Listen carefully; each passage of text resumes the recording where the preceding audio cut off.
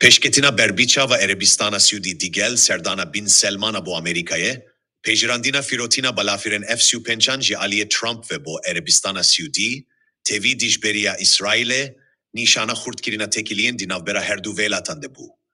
Di demek ede ku İran dibin serokatiya Ayetullah Sameneyi de tenedimine, şirketin Ameriki deliriyade projeyin mezin u giring biçihbinin.